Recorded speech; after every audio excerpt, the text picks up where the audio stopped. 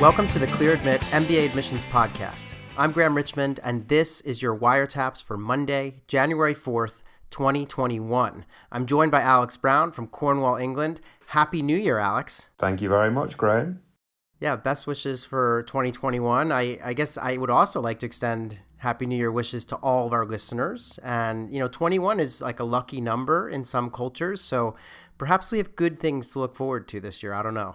Let's hope so. Fingers crossed. We need to get these vaccines out and get over this pandemic. Yes. Yeah, that'll be a huge, just that alone would be enough for me to make 2021 terrific. So I also was thinking about New Year's resolutions, and I've had a couple of things that I would love to do this year with the podcast. And one of them is I'd love for more people to learn about the podcast and hear it. And that's why we're always bugging our listeners to rate and review. But I also think it'd be cool to introduce some new elements to the podcast. So I was thinking about whether or not people who are featured on WireTaps would want to call in later in the season once they have the results. And we could kind of find out whether we gave them good advice or bad advice.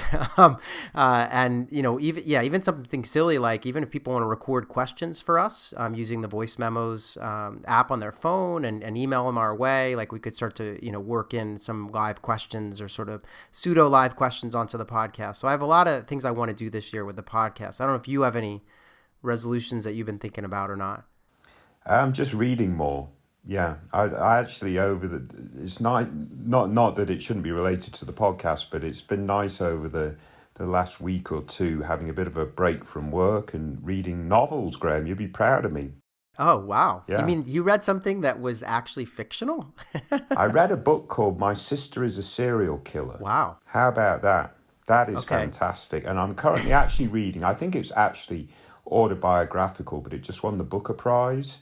Shuggie Bain, very good. Yeah. All right. Yeah. Good. So those are your picks for. It sounds like we can give out some book recommendations. Yes. I will come ready next week with a couple too, because I've been enjoying some of the books I've read recently. So, but I guess without further ado, what's been going on the MBA admissions front? Because I know with the holiday and stuff last week, again quiet, but things are about to get incredibly busy, right? Yeah, I mean, starting today, we have 19 of the schools we cover, actually 18 of the schools we cover, plus the consortium have round 2 deadlines this week. So there'll be plenty of folks who may be listening to this that are fine-tuning those applications round 2 to get them sent in. So it's going to be a pretty frenetic few days for a lot of folks. There'll be more deadlines the following week, and then things will quieten down until we hit that interview invite piece. But round 1 is in the bag. Round 2 is absolutely kicking off. Yeah, and I was going to say, if someone's listening to this podcast and has their apps due this week, I kind of want to nudge them here, get going, get it in, because they're all due in the next week or so. The other thing I wanted to ask you, Alex, is what do you think about MIT and Sloan, with their second round deadline on January 19th? I mean, they're literally like a full week after all the main deadlines. Do you think that's a smart move, a dumb move? Like, why do they do that? Well, it's a traditional move on the part of Sloan. I mean, I don't remember the last time that I saw a deadline from Sloan being right in the thick of their peers.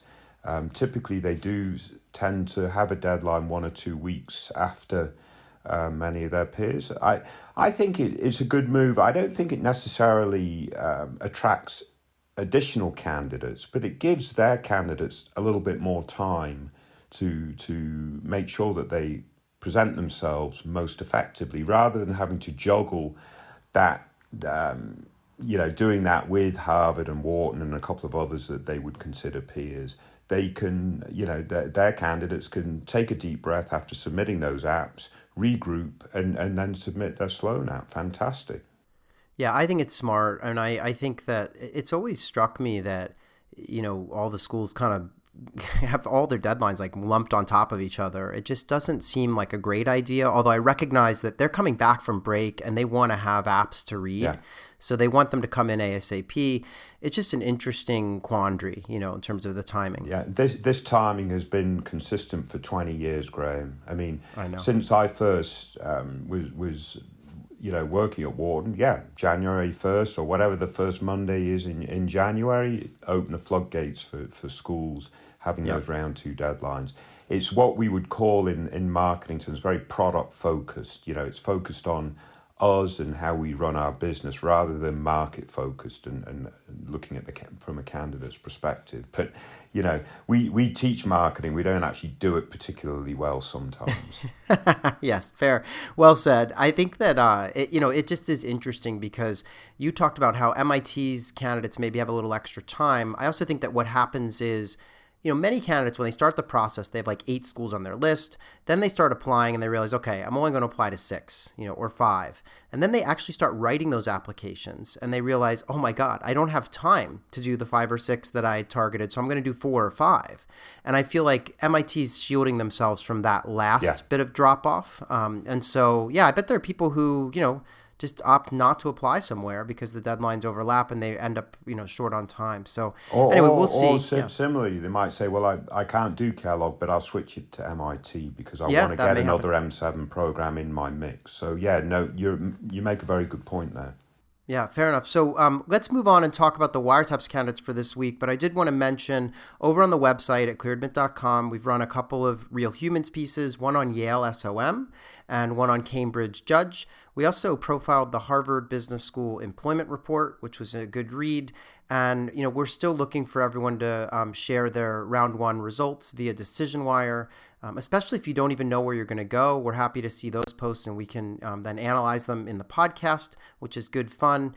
And then I have a little bit of bad news, Alex. We had asked before Christmas, I guess, we had asked for some reviews in our Christmas stockings.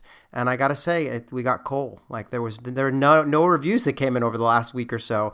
But I'm hoping everyone's kind of just busy with their applications and maybe they'll throw us one. I think all 5 of our listeners have already reviewed us, Graham. Yeah, you're probably right. All right, so without further ado, though, you've picked out 2 ApplyWire entries for this week and 1 DecisionWire. So let's start with WireTaps candidate number 1. So this is an ApplyWire entry. This person is looking to start business school next fall. They've got 7 schools on their target list, and those schools are Cambridge, Carnegie Mellon, Harvard, LBS, MIT, Oxford, and Booth. So a very international kind of list here, straddling Europe and the US.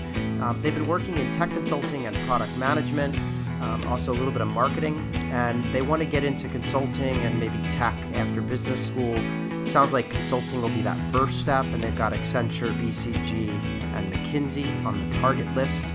GMAT score is a 670, GPA 3.93. They've been working for 8 years, and this person's located in Egypt, which is not a country that we see a lot of MBA applicants from, so very interesting.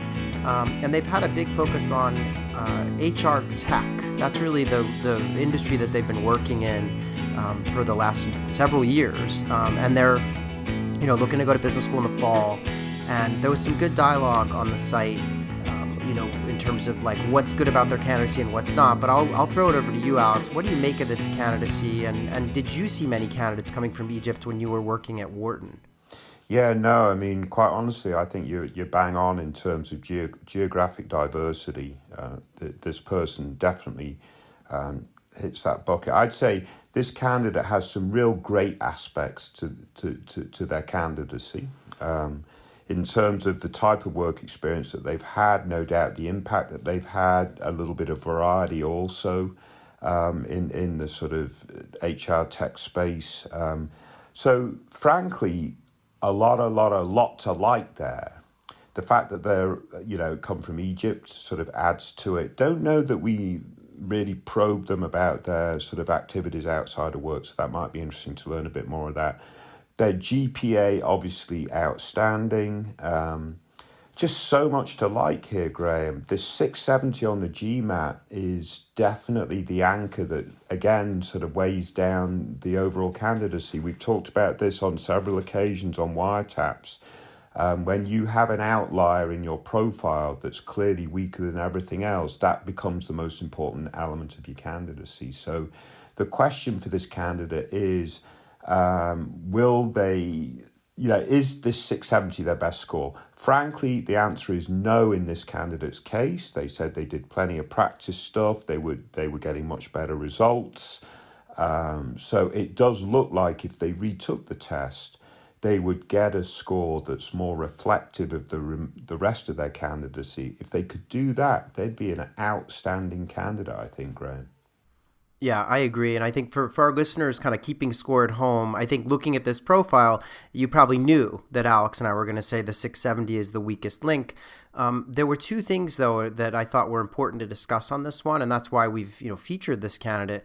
One for me is, this candidate asked, can you submit a GMAT score after you apply? Is that allowed? And I know we keep talking about that. We've actually mentioned it a couple of times on recent episodes that, go and retake the test and submit it at a later date. And so the answer is yes, although as you pointed out in your comments, Alex, it's not a guarantee that the school will accept a new score. It really varies from school to school, nor is it a guarantee that you'll get it in time, right? Because they're making decisions about whether to interview you. And so ideally you get, you let them know that a score is forthcoming and you get it in as quickly as you can. But I mean, did you see scores coming in after the fact when you were reading files, and what was your timing on that? Yeah, I mean, obviously I worked at Wharton several years ago now, so the process can clearly have changed a little bit. But my sense is even the top schools, they're always going to be open to a better score because at the end of the day, they're going to publish their average test scores and various other things as part of their incoming profile. And if you can get the additional test score in before decisions are made whether to interview someone or not, I think you do run the risk, one, of the score not actually making it to your file because it's not guaranteed it actually finds the right spot, and secondly, obviously, the school ignoring it. But there's no negative to submitting an additional score, is what I should say.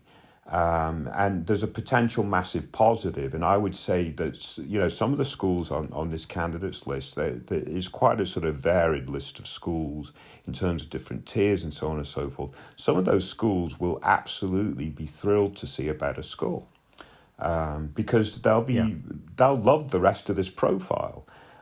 So I would say absolutely do it. Get those apps in this week.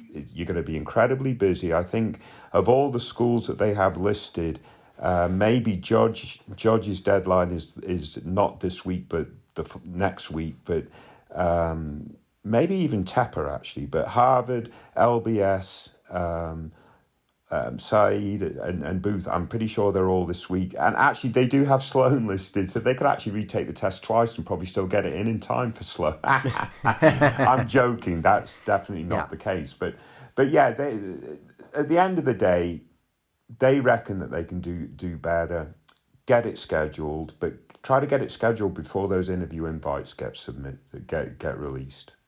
Yeah, and then the only other point I wanted to make on this candidate is they talked about not only do they have kind of interesting goals, they want to do consulting and then get back into this sort of HR tech kind of space, but they made an explicit point to mention an interest in improving the level of competitiveness and, I mean, essentially the economy in Egypt. Yeah. And that's something that I think, if you're a candidate from an underrepresented region of the world, it's obviously noble to talk about something like that. I think, admissions readers are compelled by that. But I think also there's something else going on, which is even the very top schools would love to build out their alumni networks in these lesser represented regions. And so, I'm sure, a Harvard admissions reader is saying, wow, is this person going to be a really well-known alum in Egypt and really growing that market for us. So I think there are a number of reasons why that kind of a long-term career goal can be really compelling. Anyway, I think everything lines up here. It'd be great if they could improve the score. I will say I don't count them out for getting into some of the schools on their list with this score. So they may very well get in. So we'll see what happens, but best of luck to them. Anything else on this one for you, Alex? Yeah, just back to the goals. There are 4 things about goals, long-term goals. They want to be realistic, and in this candidate's case, they might well be realistic. They want to be ambitious. So there's sometimes a tension between realism and ambition, but in this case, they're ambitious. They want to be impactful, and in this case, they're impactful. And there's a fourth, and I just don't remember what that is. But I mean, if you've got realistic, ambitious, and impactful goals, Graham, and I think that goes a long way. And like you say, that does bode very well for this candidate. Bode very well. Yeah, absolutely. It's good advice. I always think of goals. I think of them through two lenses, like, there's sort of feasibility of the goal, like is it candidate likely to be able to do it, and then is the kind of is it like you're saying, compelling and interesting. So there are a lot of ways to look at it. But again, best of luck to this candidate. And later in the show, we'll talk about an alum who has done extremely well from a school, and absolutely ticks all the boxes. Yeah, absolutely. So let's move on though and talk about WireTaps candidate number 2. So this person is applying to 7 schools, also looking to start this coming fall. The schools on their list are Columbia, Cornell, Duke, Michigan, Kellogg, NYU, and UNC.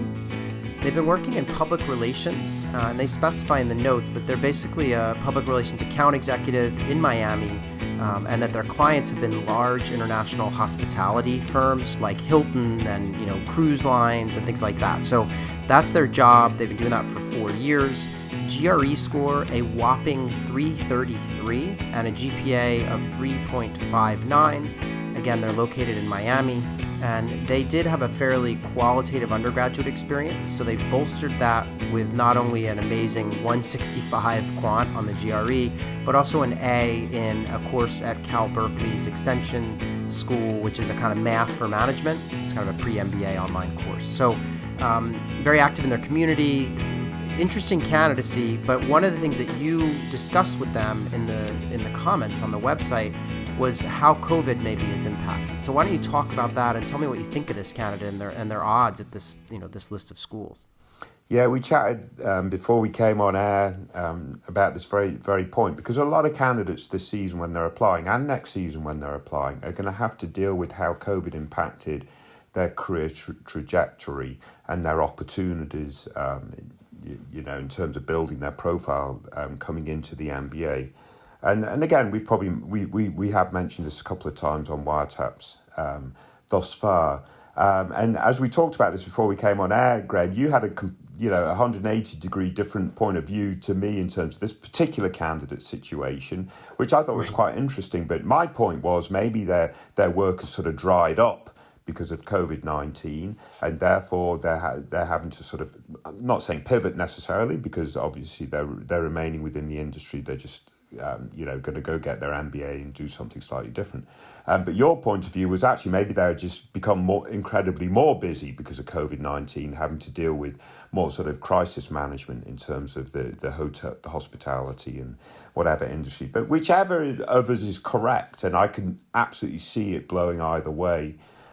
It's important for all candidates that are impacted by COVID-19, which is going to be quite a few in the pool this season, well, a lot in the pool this season, to be very transparent, very upfront in terms of how COVID-19 has impacted their opportunities and how they've dealt with those opportunities. I think that also becomes a real important point, because obviously to a large extent, ADCOM is looking at the sort of the character of the candidate. So oftentimes it's how you deal with adverse situations that really helps illuminate the character of the candidate. So that all said, there's definitely a lot to like here, Graham, in terms of this particular candidate. Like you say, the numbers, the GRE, they've even, done some really cool additional stuff to shore up the quant side, even though they're clearly intelligent.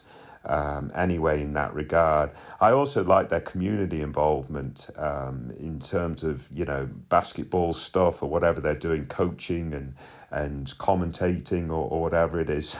So this does seem like a really good dude, and again sort of passes the test that I always think about when I'm thinking of an MBA candidate. Do I want to sit down and have a cup of coffee or have a beer with this person?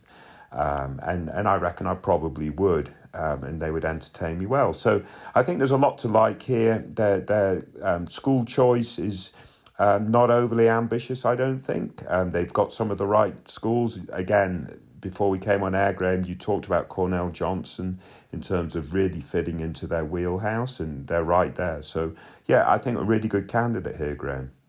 Yeah, absolutely. And I think great advice about COVID, whether your, job is in jeopardy or the company's in a crisis because of it, or whether there's been an opportunity and you've been working your butt off, like it's still interesting to discuss and it'll need to be discussed. I think this person ticks a lot of the boxes. I mean, they come from an unusual background with the PR stuff, and sometimes that could be a liability on the quant side, but I feel like, they've nailed that because of the GRE and the extra coursework they've pursued. So, yeah, I feel like they're going to get into the schools on their list, assuming they execute in the application process. And, you were alluding to this, but we were talking about like which schools are maybe best positioned for marketing and brand management in the hospitality sector. And it makes a lot of sense to me that they have Cornell with the probably the world's best hotel management school attached to the business school. So there's probably a lot of opportunity to do some cross-listed coursework there. Kellogg comes to mind. That's on their list. The New York schools because of the proximity to hospitality stuff. So I think it makes sense. Wharton is not on their list. I would have maybe thought about Wharton as another kind of M7 to go after. But again, this person's got a nice list and should do well in the process. And I wish them the best of luck. Anything else that you had on this one? No, I think this is actually a very, potentially very strong candidate, pretty much all around. And wish them the best of luck. Yeah, appreciate their posting. So let's move on and talk about WireTaps candidate number 3. So this is a decision wire entry. The candidate in question applied to Berkeley, Booth, Duke, Kellogg, and UCLA. And they ended up getting into Duke with a $40,000 scholarship, Kellogg with no scholarship dollars, and UCLA Anderson with $100,000. They were not accepted at Berkeley or Booth. And so they're kind of debating now. They want to work in tech after business school, and the companies on their list are Amazon, Google, Microsoft, Oracle, and they also tick the other box. So they have probably a broad list of tech companies. They had scored a 710 on the GMAT and had a 3.8 GPA. This candidate is European-based, presumably is European, but it's hard to know because they didn't specify. And in the notes, they said, I'm really torn between these offers. I want to do product management in tech post-MBA, and UCLA with scholarship and networking in LA and California sounds really tempting, but I'm afraid to miss an opportunity to go to a great M7 school with great culture and also tech focus. Presumably they're referring to Kellogg there. And then they just ask any suggestions, and they mention that location is not critical after business school since they expect to go through big tech for recruiting. I guess they just mean, they're going to land somewhere and they're not too fussed about it. They just want to work in big tech. So what do you make of this, Alex? Yeah, no, I think this is sort of quite a common issue in terms of, where candidates get their offers. We've already featured a couple of decision wire candidates, and they have sort of a similar dilemma. Take the money at a tier that's slightly lower than another tier where they don't have a financial offer. So Kellogg generally sits in a tier above both Duke and UCLA Anderson. And if we want to get really sort of nitpicky, we might argue that Duke sits slightly above Anderson within the same tier, if that makes any sense at all. But I would argue that is actually the case. And the money reflects that. Anderson's offering $100K versus Duke's slightly lower offer. And this sort of, they want to recruit, they want to go into sort of big tech or whatever.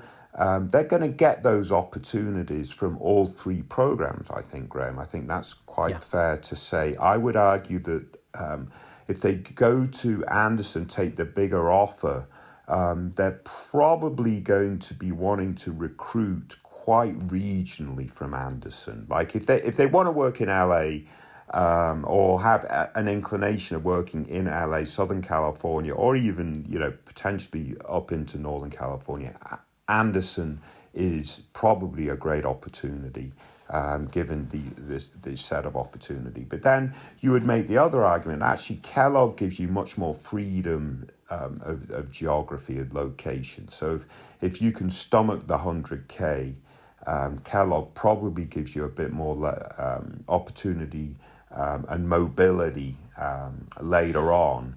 And as you pointed out before we came on air, they're probably European. If they're planning to go back into Europe post MBA at some point, maybe the Kellogg opportunities become much more sort of impactful. So that's my initial sense. Yeah, and I think for me there were two things playing out here aside from the ranking stuff and the money. Like one is this issue around geography, and if this person does eventually, let's just imagine they're from France, right? I mean, if I were this person, I would do their due diligence and look and see, okay, what's the Anderson and Fuqua and Kellogg network like in France, or wherever they're located. Like, check that out, because that may end up being more important than they imagine if they want to start a business someday, or even just rise in the ranks within Europe in the tech domain, right? So that could be important. The other thing I would look into is just the fit. These programs are different. UCLA it's an urban setting. It's a great vibe with everything that's happening tech-wise and even entertainment-wise in LA. But it's a really different feel from what I would call more suburban campuses in both Duke and Kellogg. Kellogg is right on the outskirts of Chicago, and you have all that sort of Chicago amazingness at your fingertips, but it is a proper kind of campus that's, on its own. And I would also argue that because there are fewer candidates attending Kellogg and Fuqua who are from those markets than, say, candidates from LA attending UCLA, I think you get a slightly different, maybe closer-knit experience, and just a different experience in terms of like how friendships are forged. And, there's a subset of people who already know the market and have friends there, and so they're not as dependent on the MBA ecosystem. So I think just looking into that and figuring out where would you be happiest, because this is, for this person, it's like going to be a 2-year kind of American experience. What are they looking for in that as well? So yeah, those were just two things on my mind. Obviously the money, that's a personal thing. This candidate needs to figure out like what's their personal financial situation, and how important is 100,000 versus 0 at Kellogg or versus 40 at Duke. Now you did mention something that I thought was interesting, and I'll let you share it, but you pointed out that you alluded to someone who graduated from Duke that has had some success in the tech domain. So do you want to talk about that? Yeah, just back to this idea of different tiers and different opportunities. I think we would be quite frank and say, Kellogg is in a higher tier than Duke and Anderson, or I should say Fuqua and Anderson and Kellogg, if I'm talking about the business school names. So Kellogg's in the higher tier. What does that mean? It means that Kellogg provides more access to opportunities than Duke or Anderson. Does that mean Kellogg is the only best opportunity for everybody? And the point being, Tim Cook, who leads Apple, is probably, I don't know if Apple's the most expensive or biggest company in the world right now on stock market valuation. I think Tesla might have overtaken it, which boggles my mind. It's ridiculous, in terms of whatever, right? But Apple's extremely successful. Tim Cook is extremely successful. Tim Cook is a graduate of Duke Fuqua. So does Tim Cook, if Tim Cook had gone to Kellogg instead of Duke, would he have had better opportunities? I don't know that you can make that argument, because how can you get a better opportunity than leading Apple? So my point being, all these top programs will provide terrific opportunities at big tech, at investment banking, at top consulting. That's kind of their bread and butter. Does Kellogg provide you more access to that over Duke and Anderson? Yes, they do. But does that limit your opportunity if you end up going to Duke? Well, not according to Tim Cook. So there's a little bit of, it's interesting, right? You can still scale the heights of the very top companies going to what we would consider a top 16 program versus an M7 program. So just bear that in mind. I'm not saying that if you go to Duke, that you can, you could speed dial Tim Cook and get his advice all the time, and he'll provide you opportunities directly in Apple. But the point is, you can go to Duke and you can lead Apple.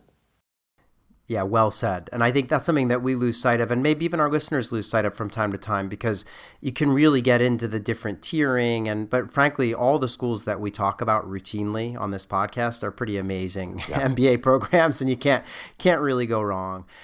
So Alex, I know that some of our listeners were probably enjoying the podcast and thinking, oh, thank God I get a break from writing essays and getting these round 2 apps in. But sadly, we've come to the end of this episode, and people need to get back to work writing their essays, or if they're sitting back, they can wait for results. And as you mentioned, interview invitations will probably start to trickle out in late January is my guess, as schools start to read through the files. But thanks for picking these out, Alex. And again, best wishes for a happy 2021 to you and to all of our listeners. But yeah, thanks so much, Alex. Yeah, brilliant. Happy New Year, Graham. Happy New Year, everybody. Stay safe. We are seeing the light at the end of the tunnel with this pandemic, but clearly we've got a long way to go.